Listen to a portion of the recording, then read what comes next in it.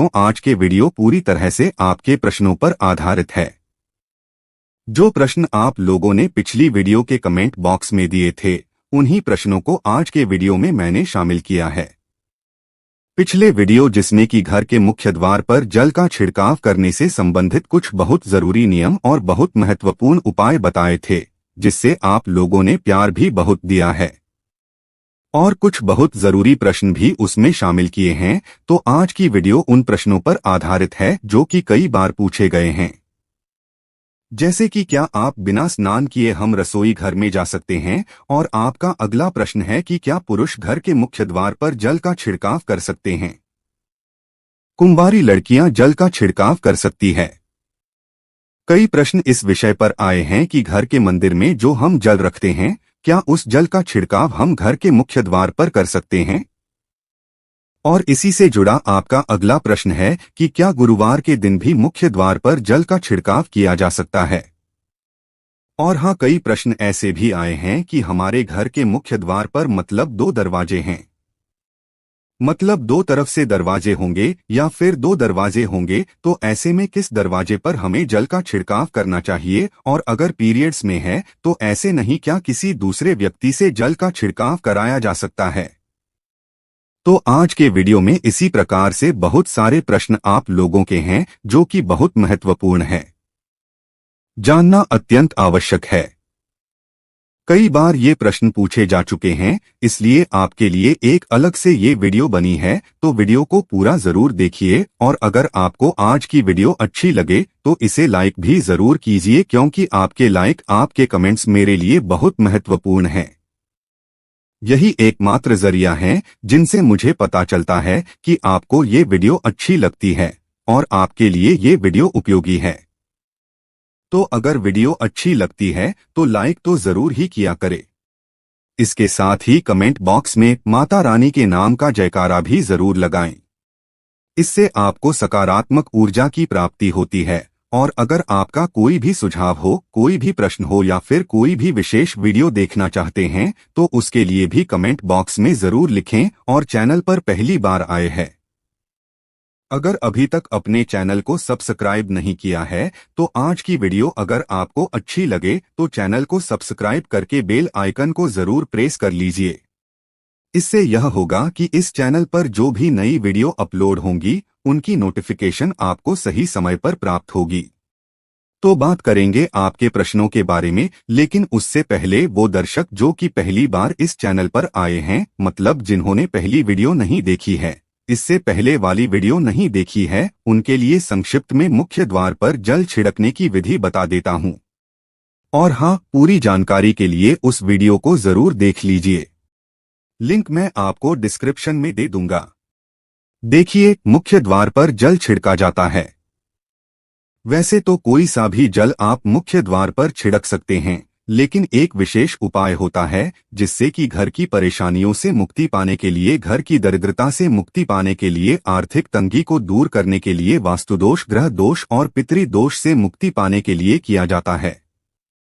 इस उपाय को करने से किसी भी प्रकार की परेशानी आपके घर में जो है, चाहे कि ये कराई का प्रभाव हो या फिर किसी की बुरी नजर लगी हो, सफलता बाधित हो रही हो या घर में कलह क्लेश रहता है, दाम्पत्य जीवन सुखमय नहीं रहता है, बीमारियां हमेशा घर में बनी रहती है, आर्थिक तंगी से छुटकारा नहीं मिल रहा है, मतलब जो भी समस्याएं मैंने आपको गिनाई ये वास्तुदोष की वजह से, पितृ दोष की वजह से और किसी बुरे ग्रह के प्रभाव की वजह से आती है, तो इन सभी प्रभावों से आपको मुक्ति मिल जाती है।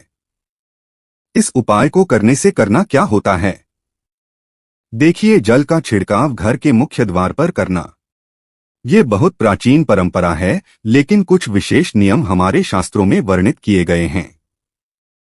उपाय के तौर पर, जैसे कि आप जल का छिड़काव किसी परेशानी से मुक्ति पाने के लिए करना चाहते हैं तो अपने घर के रसोई में रात्रि में जल भरकर रखिए। किसी भी पात्र में जल भरकर रख सकते हैं, मतलब कोई भी बर्तन आप रख सकते हैं जल के लिए, लेकिन हाँ, तांबे का पात्र ज्यादा श्रेष्ठ होता है। अगर आपके पास तांबे का पात्र हो, तांबे का लोटा हो, तो उसमें जल भरकर रखना चाहिए। ना हो तो जो भी पात्र आपके पास उपलब्ध हो उसी में शुद्ध जल भरकर रख दीजिए। और हाँ, अगर आपके पास गंगा जल हो तो थोड़ा सा गंगाजल भी मतलब 1 या 2 बूंद गंगाजल डालकर फिर शुद्ध जल से भरकर रख दीजिए। और हाँ, इस जल के पात्र को ढक कर रखें। अब रात्रि पर्यंत ये जल इसी प्रकार से रहेगा। अगले दिन जब आप सुबह उठते हैं, सोकर उठने के बाद अपने हाथों के दर्शन कीजिए, धरती को प्रणाम कीजिए। फिर इस जल के पात्र को लेकर और घर के मुख्य द्वार को खोलकर घर के मुख्य द्वार पर छिड़काव कर दीजिए और इसके बाद आपका जो भी रूटीन वर्क है वो आप कर सकते हैं। और हाँ, जल का छिड़काव आपको सूर्योदय से पहले करना है। वैसे तो ब्रह्मा मुहूर्त में किया जाता है, लेकिन आप सूर्योदय से पहले भी कर लेते हैं तब भी श्रेष्ठ रहेगा। सूर्य की किरणें धरती पर ना आए उससे पहले हम ये उपाय कर लेते हैं तो उसका फल हमें ज्यादा प्राप्त होता है। अब एक प्रश्न आया है कि घर के मुख्य द्वार पर जल का छिड़काव करते समय किस मंत्र का जप करना चाहिए। देखिए, मंत्र जपने की आवश्यकता नहीं होती है। आप सिर्फ मां लक्ष्मी के मंत्रों का स्मरण कर सकते हैं।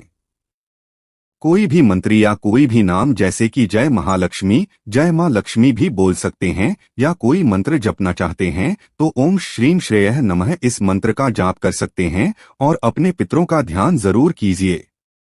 देखिए, सुबह सुबह भोर के समय मां लक्ष्मी हमारे द्वार पर आती है, ऐसा शास्त्रों में वर्णित है कि शास्त्रों के अनुसार महालक्ष्मी सुबह और शाम दोनों समय भ्रमण करती है पृथ्वी लोक पर, और इसलिए घर के मुख्य द्वार पर जब हम जल का छिड़काव करते हैं तो मां लक्ष्मी प्रसन्न होती है और हमारी आर्थिक तंगी दूर हो जाती है, क्योंकि मां लक्ष्मी का प्रवेश हमारे घर में हो जाता है। और यह नियमित तौर पर जब हम करते हैं तो मां लक्ष्मी की कृपा जब हमें प्राप्त होने लग जाती है तो घर में सुख समृद्धि आती है, धन में वृद्धि होती है, दाम्पत्य जीवन सुखमय होता है, संतान प्राप्ति में आ रही बाधाएं दूर होती है, मतलब तमाम तरह की परेशानियां दूर हो जाती है, क्योंकि जहां पर मां लक्ष्मी का वास होता है, हाँ, तो कोई कष्ट रह ही नहीं सकता है। इसलिए मां लक्ष्मी और अपने पितरों का ध्यान किया जाता है, क्योंकि पितृ देवता भी हमारी दहलीज पर ही वास करते हैं। तो जब हम जल का छिड़काव करते हैं, पितरों को तृप्ति मिलती है और पितृ प्रसन्न होकर जब हमें आशीर्वाद देते हैं तो हमारे जीवन में आने वाली समस्त बाधाएं दूर होती है। हर कार्य में, हर क्षेत्र में हमें सफलता की प्राप्ति होती है। तो यह एक विशेष तरीके का उपाय है जिसे करने से लाभ निश्चित ही हमें प्राप्त होता है। तो घर के मुख्य द्वार पर तो वैसे भी जल छिड़का जाता है। अगर इस विशेष तरीके से किया जाए तो इससे हमारी परेशानियां भी दूर हो जाती है। और हाँ, इस विषय में और भी अधिक जानकारी के लिए आप हमारी पहली वीडियो जरूर देख लीजिए। और अब बात करते हैं उस वीडियो के कमेंट बॉक्स में आए हुए प्रश्नों के बारे में। पहला प्रश्न है, क्या बिना स्नान किए हम घर की रसोई में जा सकते हैं? तो देखिए, सुबह की जो झाड़ू होती है, जो हम पहले झाड़ू घर में लगाते हैं, वो बिना स्नान किए ही लगाई जाती है। स्नान करने के बाद झाड़ू नहीं ना लगाएंगे। स्नान करने के बाद तो आके घर के मंदिर में आप जाएंगे, पूजा करेंगे, फिर घर की रसोई में आकर आप भोजन इत्यादि बनाएंगे। और हाँ, झाड़ू लगाने की शुरुआत आप घर की रसोई से ही करते हैं, फिर उसी झाड़ू को आप बाहर तक लेकर जाते हैं, पूरे कमरों में लगाते हुए। तो ऐसे में देखिए, घर की रसोई में आप झाड़ू लगाने के लिए तो जाते ही है, तो इसी प्रकार से बिना स्नान किए आप उस जल का भी छिड़काव कर सकते हैं। अब जैसे कि कई भक्तों के प्रश्न आए हैं कि क्या स्नान करने के बाद हम मुख्य द्वार पर जल का छिड़काव नहीं कर सकते हैं? जी हाँ, बिल्कुल कर सकते हैं, अगर आप ब्रह्मा मुहूर्त में उठकर स्नान कर लेते हैं। मतलब आप सूर्योदय होने से पहले स्नान कर लेते हैं, तो आप स्नान करके भी इस जल का छिड़काव कर सकते हैं। लेकिन क्योंकि ये उपाय नियमित तौर पर करना है, प्रतिदिन करना है, तो मान लीजिए कि किसी समय आप नहा नहीं पाए जल्दी और आप सूर्योदय के बाद तक स्नान करते हैं, तो ऐसे में यह नियम खंडित हो जाता है। इसलिए नियम के अनुसार इस जल का छिड़काव आप बिना स्नान किए भी कर सकते हैं, कोई समस्या नहीं है। बात कही घर की रसोई में बिना स्नान किए जाने की, तो देखिए, घर की रसोई में आप बिना स्नान किए जा सकते हैं। रसोई में जाने के लिए मनाही नहीं है। मनाही है कि बिना स्नान किए आपको भोजन नहीं बनाना चाहिए, तो भोजन बनाते समय इस बात का ध्यान रखें कि आप स्नान कर लें, उसके बाद भोजन बनाएं। बाकी जो आप झाड़ू लगाएंगे या फिर घर में जो पोछा लगाते हैं या फिर इस जल का छिड़काव करना है, तो ये बिना स्नान किए भी किया जा सकता है। और अब आपका अगला प्रश्न है कि क्या पुरुष भी इस उपाय को कर सकते हैं? एक प्रश्न आया था कि हमारी जो पत्नी है वो बहुत देर तक सोती है और हम सुबह जल्दी उठ जाते हैं, तो क्या हम जल का छिड़काव नहीं कर सकते हैं? देखिए, ऐसा नहीं है कि ये उपाय पुरुष नहीं कर सकते हैं। जल का छिड़काव पुरुष भी कर सकते हैं, स्त्रियां भी कर सकते हैं। सबके लिए बराबर का अधिकार है। लेकिन शास्त्रों के अनुसार घर की लक्ष्मी घर की स्त्रियों को कहा गया है। अगर किसी कारणवश कोई विशेष ऐसा कारण हो कि आपकी पत्नी बीमार हो, मतलब अस्वस्थ है, बिल्कुल भी उठ नहीं पाती है, तब ऐसी अवस्था में आप कर लेते हैं, बहुत अच्छी बात है। एक दूसरे का हमें ध्यान रखना चाहिए। लेकिन अगर बिना किसी वजह के आपकी पत्नी देर तक सोती है और फिर आप जल का छिड़काव कर रहे हैं या फिर आप कितने भी उपाय कर रहे हैं, उसका आपको कोई लाभ नहीं मिलता है। क्योंकि देखिए, घर की लक्ष्मी अगर इतनी देर तक सो रही है तो आप बाहर से किसी भी लक्ष्मी का आह्वान नहीं कर सकते, क्योंकि ये तो बिल्कुल भी पॉसिबल नहीं हो सकता है। ना कि घर की स्त्रियां इतनी देर तक सोती है और फिर आप काम ना करें कि आपके घर में माँ लक्ष्मी का वास बना रहे, नहीं, ऐसा नहीं हो सकता है। और अब जैसे कि मान लीजिए कि अभी आपकी परिस्थिति बिल्कुल ठीक है, आपकी पत्नी बहुत देर तक सोती है, फिर भी आपके घर में लक्ष्मी की कृपा है, तो इसे आप अपने पिछले जन्मों का पुण्य कर्म समझिए। जैसे ही वो पुण्य कर्म समाप्त होंगे, वापस आप परेशानी में आ जाएंगे। आर्थिक स्थिति में आपकी परेशानियां बनी ही रहेंगी, क्योंकि सूर्योदय के बाद तक सोना किसी के लिए भी ठीक नहीं होता। चाहे वो पुरुष हो, स्त्री हो, बच्चे हो, बुजुर्ग हो, किसी को भी सूर्योदय के बाद तक नहीं सोना चाहिए। लेकिन हाँ, अगर आपकी पत्नी बीमार है, किसी कारणवश 2-4 दिनों के लिए परेशानी है या पीरियड्स में है, आप चाहते हैं कि आप कर ले, तो आप बिल्कुल कर सकते हैं। लेकिन प्रतिदिन नियमित तौर पर आपकी पत्नी को ही ये उपाय करना चाहिए। और आपका अगला प्रश्न है कि क्या कुंवारी लड़कियां अपने घर के मुख्य द्वार पर जल का छिड़काव कर सकती है? देखिए, जैसा मैंने आपको बताया, यह उपाय घर की लक्ष्मी के लिए बनाया गया है। अब घर की लक्ष्मी कौन होती है? घर की जो सौभाग्यवती स्त्रियां होती है, जैसे कि आपकी माँ हो गई, भाभी है, ये सब करती है। और हाँ, घर की जो बड़ी बुजुर्ग महिला होती है, अगर वह इस उपाय को करें तो और भी अच्छा होता है। तो घर की महिलाएं, घर की बहुएं इस उपाय को करें तो ज्यादा श्रेष्ठ होता है। लेकिन हाँ, किसी कारणवश अगर वो नहीं कर पाती है, तो अगर आप घर में हैं, कुंवारी लड़कियां घर में हैं, तो आप लोग कुमारी लड़कियों से भी करवा सकते हैं। कुंवारी लड़कियां भी घर के मुख्य द्वार पर जल का छिड़काव कर सकती है, दीपदान कर सकती है। कहीं कोई समस्या नहीं है, लेकिन प्रयास यही करना चाहिए कि घर की जो बहुएं हैं वो इस उपाय को करें, और उनकी अनुपस्थिति में फिर कोई भी कर सकता है, कोई समस्या नहीं है।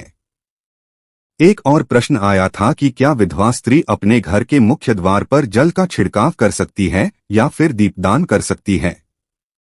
देखिए, आप अपने घर की मालकिन हैं।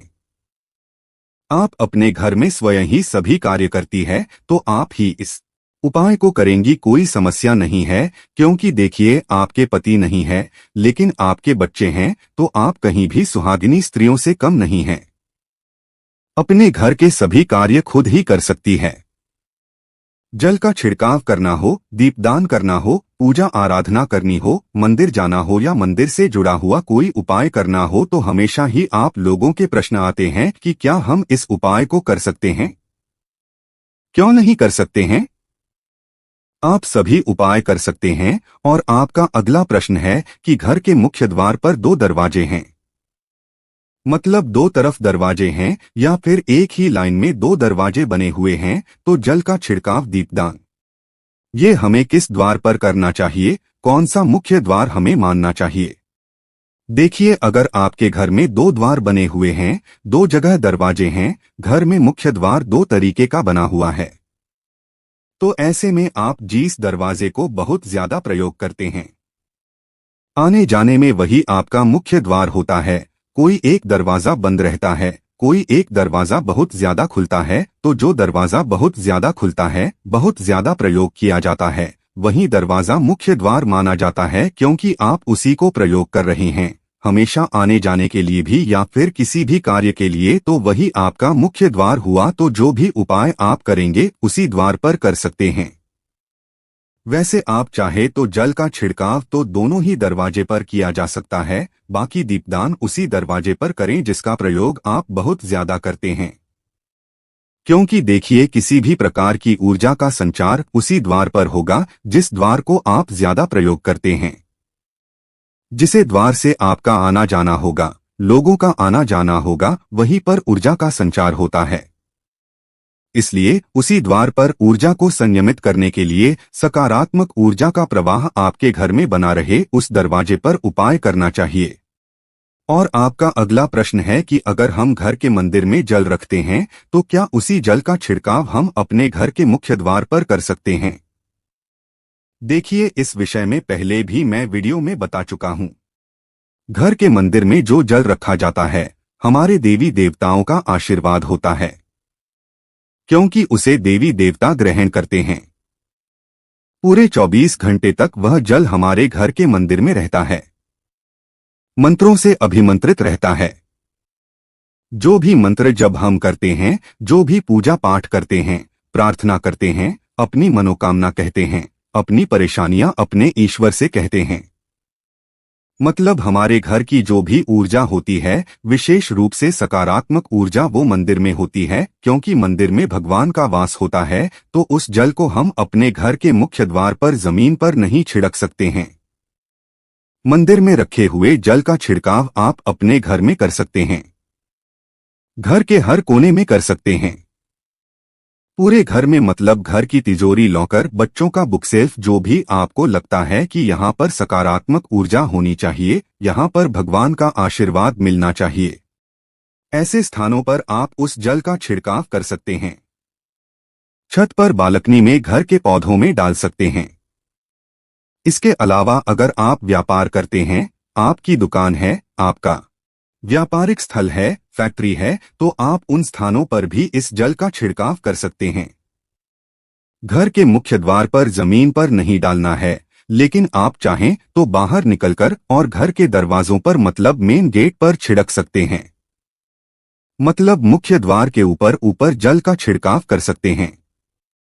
जमीन पर सीधा डायरेक्ट जमीन पर नहीं डाल सकते हैं। बस इस बात का ध्यान रखिए। वैसे आप जब जल का छिड़काव करते हैं तो जमीन पर तो थोड़ा बहुत आता ही है, लेकिन क्योंकि ये कार्य आप जानबूझकर नहीं कर रहे हैं, आप ऊपर फेंकते हैं, सीधे पानी थोड़ा बहुत नीचे आता है, तो इसमें दोष नहीं लगता है। लेकिन सीधे आप जमीन पर रखें फिर उस पर पैर रखें तो इसका तो बहुत बड़ा दोष लगेगा, तो यह मत कीजिए। जल का छिड़काव मुख्य द्वार पर करना है तो इसके लिए घर की रसोई में जल रखिए है और उसी जल का छिड़काव कीजिए। और इसके अलावा नॉर्मल पानी से भी, मतलब किसी भी शुद्ध जल का छिड़काव आप अपने घर के मुख्य द्वार पर कर सकते हैं। मंदिर में रखा हुआ जल ध्यान से सोच समझकर प्रयोग कीजिए। और हाँ, मंदिर पर रखा हुआ जल किस प्रकार से प्रयोग करना चाहिए, कितने उपाय इसके किए जा सकते हैं, इसकी जानकारी आपको पिछले वीडियो में दी जा चुकी है। अगर आपने देखा है तब तो आपको पता ही होगा, जिन भक्तों ने नहीं देखा है उस वीडियो को जरूर देख लीजिए। और एक और प्रश्न है कि क्या पीरियड में जल का छिड़काव किया जा सकता है, तो इस प्रश्न का उत्तर मैं आपको पिछले वीडियो में दे चुकी हूं। फिर भी यह प्रश्न बार बार पूछा जा रहा है, तो मैं आपको बता दूं, घर के मुख्य द्वार पर जो जल का छिड़काव आप करेंगे, ये किसी भी प्रकार से कार्मिक पूजा में नहीं आता है। मतलब जल का छिड़काव करते समय ना तो आपको धूप बत्ती करनी है, ना ही आपको दीप प्रज्वलित करना है। मतलब किसी भी प्रकार की कार्मिक पूजा आप नहीं कर रहे हैं, तो ऐसे में जल का छिड़काव पीरियड में भी किया जा सकता है।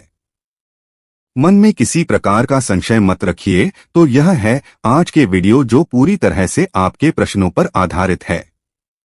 आशा करता हूं आपको आपके प्रश्नों का उत्तर मिल गया होगा और इसके अलावा भी अगर आपका कोई प्रश्न हो तो कमेंट बॉक्स में लिख सकते हैं। और हाँ, बहुत से भक्तों के प्रश्न आए हैं कि प्रातःकालीन पूजा विधि के बारे में बताइए, तो प्रातःकालीन पूजा की विधि के बारे में वीडियो बहुत जल्दी शेयर करने वाला हूं, लेकिन आप लोग अपने प्रश्न सुबह की पूजा से संबंधित जो भी आपके प्रश्न है उसे इसी कमेंट बॉक्स में लिख सकते हैं। मैं उस वीडियो में इन सभी प्रश्नों को शामिल करूंगा। मिलता हूं मैं आपसे अगले वीडियो में, तब तक के लिए नमस्कार।